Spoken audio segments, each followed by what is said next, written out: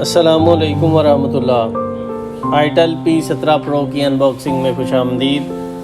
दोस्तों, आज आपको बताते हैं कि पाकिस्तान का सबसे सस्ता मोबाइल P17 प्रो लॉन्च हो चुका है। इसकी आज आपको स्पेक्स भी बताते हैं और लुक दिखाते हैं।